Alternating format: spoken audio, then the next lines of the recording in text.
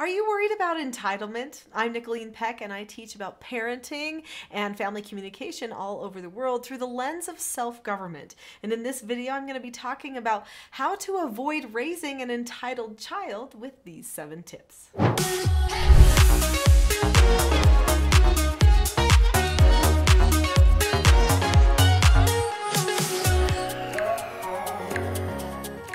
In this video, we're going to talk a little bit about entitlement to make sure that we understand it. And then I've got 7 tips for you that will help you stop entitlement before it starts and cure it if you've already started down that path.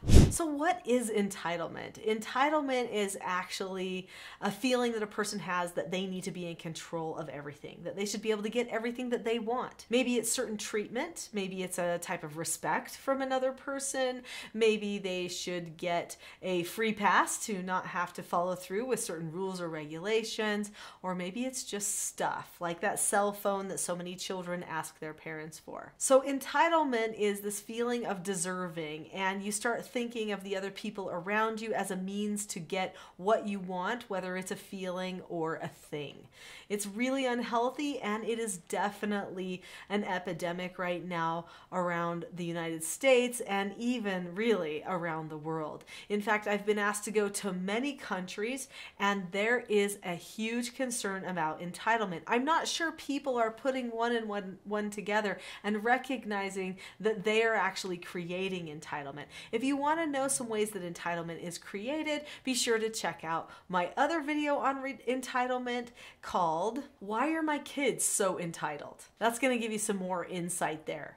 So let's talk about these 7 tips for curing entitlement before it even starts. Wouldn't that be nice? What if there was a recipe for creating an environment where a child would not get entitled? There is a name for the perfect environment for curing entitlement before it even starts, and that perfect environment is actually family. The family is the place where a person learns to be entitled or to not be entitled. Now, of course, some parents work really hard at not promoting entitlement to their children, but then they start getting entitled ideas from other sources like digital and friends and stuff like that. I do know that that can be a thing, but I want you to know that the fix has to happen in the home. If it does not happen in the home, oftentimes it just is not happening, is what I've been noticing as I've been working with people through a lot of their difficult family problems.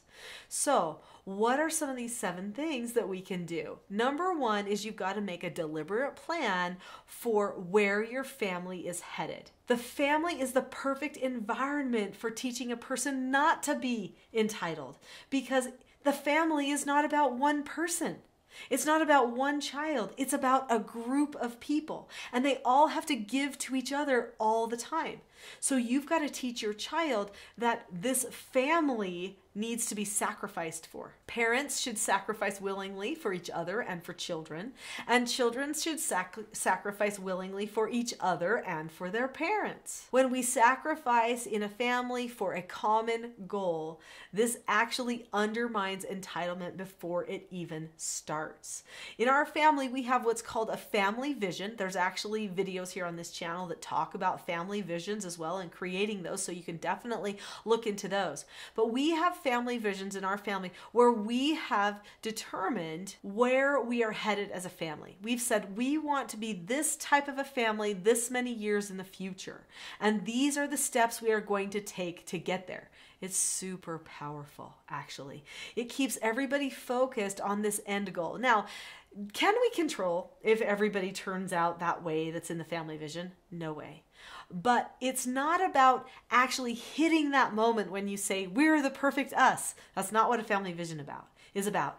That family vision is an arrow. It's pointing the family in a certain direction so that we don't get caught in all of the hard moments, the emotional stuff that happens. Instead, we say, but where are we going? But where are we going? And we fix the problem so that we can keep going in that direction. In fact, fixing a problem and teaching your child how to do that is another key thing in combating entitlement. I teach skills to people, and I teach people these 4 basic skills. The most basic of all of the 4 basic skills is the skill following instructions. If a person cannot do the 5 steps to following an instruction, then that person usually is not going to have much success at controlling themselves ever. And they will start thinking it's everybody else's job to do everything for them, to make their problems go away, etc. So when you know that you can instruct yourself and follow through with that instruction, then you also know that you have a bit of a control over yourself instead of expecting to control everyone else around you to get your outcomes. So an entitled person does want to control everyone else around them in order to get what it is that they want. So what are the steps to following an instruction? You look at the person or the situation, you keep a calm face, voice, and body, you say okay, or you ask to disagree appropriately with the person you might be talking to, you do the task immediately, and then you check back. Now, ideally, following instructions is learned from an authority figure, and who better than a parent authority to teach a child that they need to honor the parental authority and follow instructions from the parent. If the child can learn to follow instructions from the parent, they can also learn to follow instructions from employers, teachers, and even themselves. A person does not learn self-government unless they can instruct themselves and actually follow through. So when we teach our children vital skills like following instructions, it actually changes the way they see themselves in all of their relationships, which in the end leads to more gratitude and connection. And we all want kindness, right? Well, kindness doesn't happen if the bond is not there. So the family vision is going to start that bond going in the right direction, giving everybody a purpose as a group, and then we're going to learn some communication skills so that we can be successful in this group and not have everything be about us all of the time. Before I get to the next skill, click that subscribe button. There are so many videos you're not going to want to miss. Subscribe now. Number 3, teach your child to accept no answers. Sometimes we don't get things our way. That's life. Sometimes there's a boundary line that we should not cross over. That's life. You have to teach your child how to accept that that is part of life. You have to set that up by requiring that they learn the skill, accepting a no answer or criticism. In order to accept a no answer, you look at the person or situation, you keep a calm face, voice, and body, you say okay, or you ask to disagree appropriately with the person, and then you drop the subject, which means you don't think about it anymore. This means that you can learn how to adapt, that you can recognize things won't always go your way. This is a great lesson for a person who's struggling with entitlement. This also means we need to tell our children no from time to time. In fact, kind of regularly would be a good idea. If we do not tell our children no on a regular basis and expect that they can accept those no answers, we actually might be promoting entitlement and disabling them. We don't want to do that, so make sure that you give your children a lot of opportunity to use that skill, accepting no answers. Number 4, teach your child the skill accepting consequences. When a person accepts consequences, they're taking responsibility for their own actions.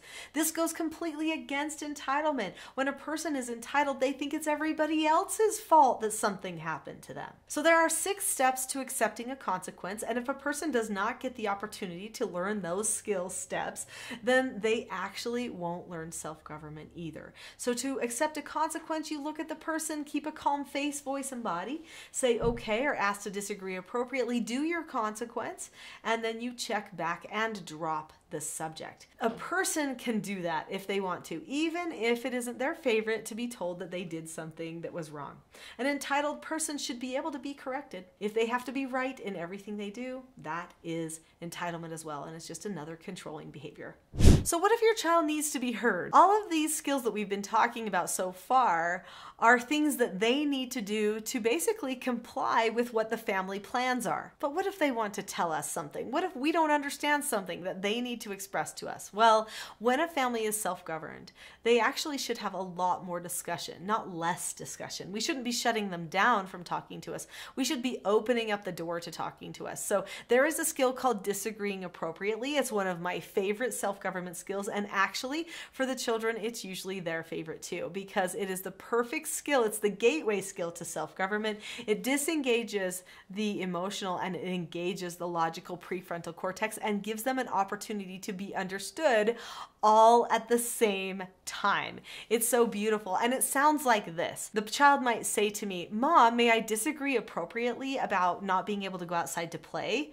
"Oh, sure," I would say. And they'd say, "Mom, I know you don't want me to go outside and play because it's dinner time, but when I came in to wash my hands, I told my friend to wait out there for me, and I don't want them to have to wait for a really long time. So can I just go outside for maybe 5 more minutes and then come into dinner?" guess what I'm going to say? I'm going to say, sure. Wow, you did such a great job at disagreeing appropriately with me. You looked right at me. You kept a calm face, voice, and body. You sought to understand my point of view and then expressed your point of view. I totally get where you're coming from, and I don't want you to be rude to your friend. Yes, you go ahead and go out there. And how awesome that that child's thinking of their friend, because that right there is a sign that hopefully they are going in a direction that won't lead toward entitlement. Compassion is important. Service is important. All of these things are very important for developing an attitude where a person will not have entitlement. So learning to disagree appropriately and seek to understand other people before you seek to be understood is going to be a skill that hopefully can permeate in other aspects of their lives as well. Number 6 is we need to give a response to their behavior and their actions. And I don't mean a reaction, I mean a response. When a child doesn't do one of these 4 basic skills that I've just talked about in our family, they get corrected. And a correction is something we do with calmness, which is really powerful, so that they don't feel like they're being attacked or being pulled into an emotional manipulation. So we correct them consistently every time, same words every time. Super predictable, which lowers anxiety, which helps a person also not feel like they're being mistreated, which can hopefully deter any other little thoughts of entitlement that they might have creeping in. Another thing that we need to do as far as responding is make sure that we praise the good. When a person learns self-government, they learn cause and effect in all things. That means good needs to equal good and bad needs to equal bad.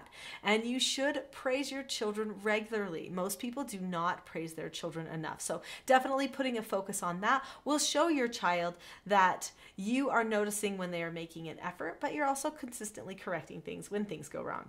Number 7 is calmness. So if you want your child to learn to not be entitled like so many of the other children are right now, then you've got to let them know how to be calm. When things are welling up inside, when they're starting to feel emotional, how can they be calm? You've got to teach them the skills that they need for success. This is super important. In fact, there is a video that I have all about this, and I think that would probably be the very best video for you to watch next.